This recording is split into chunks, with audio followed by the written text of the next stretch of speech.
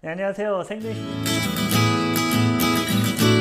네, 오늘은 유대인과 이방인 그 5번째 시간으로 함께 나누려고 합니다. 오늘의 제목은 두 증인입니다. 우리가 두 증인에 대해서 여러 강의들이 있고 또 의견들이 서로 다릅니다. 누구는 두 증인이 모세랑 엘리야다. 엘리야는 뭐 변하지 않고요. 또 누구는 에녹과 엘리야다. 뭐 이런 부분들이 있는데요.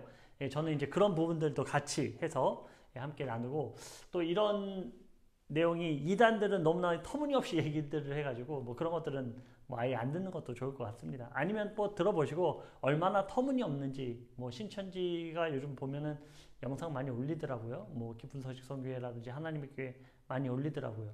예, 보시면 너무나 터무니가 없어가지고 뭐 더 이상 뭐 대꾸할 정도도 없을 정도로 예, 그렇습니다. 자, 이제 두 증인인데요. 유대인과 이방인입니다. 자, 두 증인에서 나오는 장이 요한계시록 11장이에요.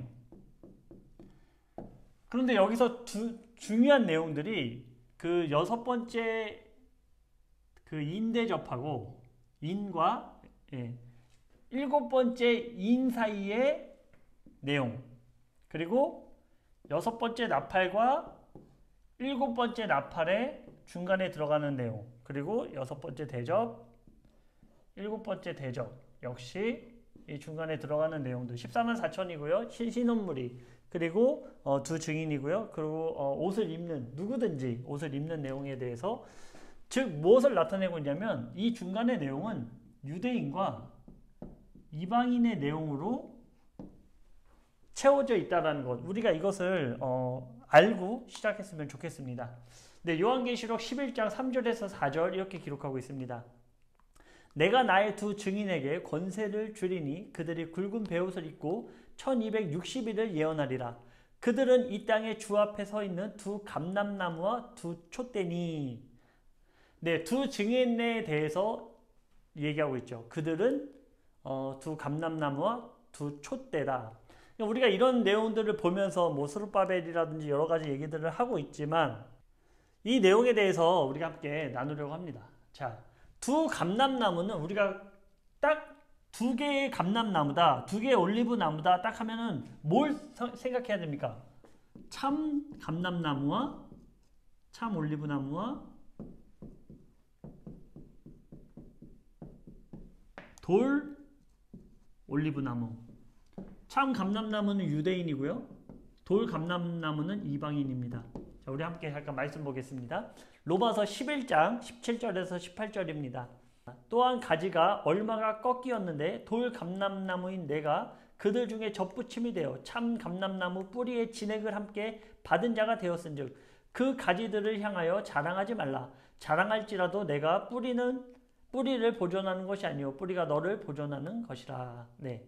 이 내용에 대해서 얘기하는 것이 무엇입니까? 두 감람나무, 올리브나무, 참 올리브나무와 돌 올리브나무. 또 여기서 말씀하시는 거 하나님께서 또 두 촛대다. 촛대도 그렇습니다. 구약의 성전을 예표하는, 성전에 있는 촛대, 유대인들의 교회죠. 신약에는 요한계시록에서도 계속 얘기하지만 신약에는 뭐 교회 자체입니다. 계시록에서 교회를 촛대로, 7촛대로 해가지고 그렇게 비유하는 모습들을 우리가 알 수 있죠. 즉 구약에서의 성전에서 쓰이는 촛대, 유대인의 교회고요. 그리고 신약에서의 우리 교회들, 7촛대를 하나님께서 예표하시는 그 교회들이라는 것이죠. 즉 유대인 교회와 이방인 교회를 하나님께서 말씀하고 있다. 유대인을 대표하는 한 사람과 또 이방인을 대표하는 사람들, 이것을 나타내고 있다는 것을 우리가 일단 전제로 알고 있었으면 좋겠습니다. 예, 그래서 이제 첫 번째 주장이 어떤 주장이 있습니까? 바로 모세와 엘리야다. 두 번째 주장은 에녹과 엘리야다. 예, 그렇게 얘기하고 있는데, 자, 모세의 역할을 우리가 좀 짚고 넘어가 봐야 돼요. 모세는 심판을 외치는 사역이 아니었죠. 어떤 사역입니까? 구속하고자 하는, 구원을 외치는 자였어요. 출애굽해가지고 가나안까지의 심판을 하고자 끌고 가는 인물이 아니라 그의 사역은 무엇이냐면 이 백성들을 하나님이 선택하신 땅으로 이끌고 나가는 사역을 맡고 있다는 것이죠. 즉 무슨 사역입니까? 구원하는 사역을 맡고 있다는 거예요. 심판의 메시지를 전하는 그런 사역을 하지 않습니다. 오직 했으면 하나님께서 이렇게 말씀하시죠. 예레미야서 15장 1절에 여호와께서 내게 이르시되 모세와 사무엘이 내 앞에 섰다 할지라도 내 마음은 이 백성을 향할 수 없나니 그들을 내 앞에서 쫓아내 보내라. 자, 뭐라고 얘기합니까? 이제는 바벨론으로 인해서 그 나라를 심판할 텐데 모세나 사무엘이 와서 나에게 간구해도 듣지 않겠다. 모세가 어떤 일을 했습니까? 이 모든 민족을 멸절시키고 너로 하여 새로운 민족을 내가 세워나가겠다라고 했을 때 모세는 그렇게 하실 거면 저의 이름도 생명책에서 제해 주십시오. 이런 고백들이 신천지나 뭐 이런 이단들과는 상당히 다르죠. 모세는 이런 고백을 했다라는 거예요. 저 사람들을 죽일 거면 나도 생명책에서 빼주십시오. 하나님께 심판을 유보해달라는, 심판하지 말아달라는 간구를 하는 것이 모세의 역할, 모세의 사역이었어요. 그런데 모세가 지금 두 증인으로 와서 심판을 외치고 있다는 것은 조금 말씀에 어폐가 있습니다. 제가 봤을 때는 모세는 그러기 때문에, 그리고 모세는 죽었습니다. 유다서에서 뭐 그 시체를 가지고, 시체라는 말이 이미 나와 있잖아요. 시체다라고 정확하게 이야기를 하고 있습니다. 죽은 사람을 가지고 우리는 시체라고 말하죠. 죽었다라는 거예요. 네. 그리고 이 안에 대해서는 이제 에녹과 엘리야로 우리가 그렇게 나타내고 있습니다. 뭐 저의 주장은 에녹과 엘리야입니다. 자, 에녹은 무드셀라를 낳고 나서 심판에 대한, 무드셀라 자체의 이름이 무엇입니까? 죽고 나면 내가 죽으면 심판이 온다. 즉 심판과 관련된 인물이라는 것이죠. 그리고 무드셀라가 죽고 노아의 방주의 사건이 그때 있었던 것입니다. 네, 그리고 나서 또 뭐 엘리야도 그렇죠. 엘리야도 심판에 대한, 아시리아가 일어나서 북이스라엘을 치는 그 직전에 하나님께서 불러 올라가시는 그런 내용들을 우리가 알 수 있습니다. 즉 심판에 대한 메시지를 이 둘은 전하고 있다는 거예요. 그렇기 때문에 두 증인의 사역을 감당하고 있을 수 있습니다. 네, 그리고 이들은 태어나는 인물들이 아니죠. 두 증인은 나타나서 사역을 시작하는데요.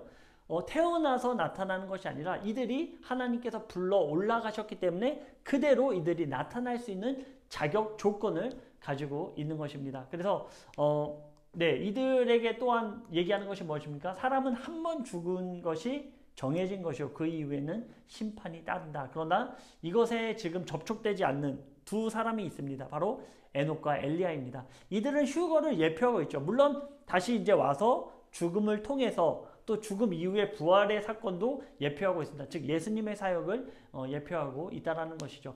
그러면서도 휴거에 대해서 굉장히 깊은 관련이 있다는 것입니다.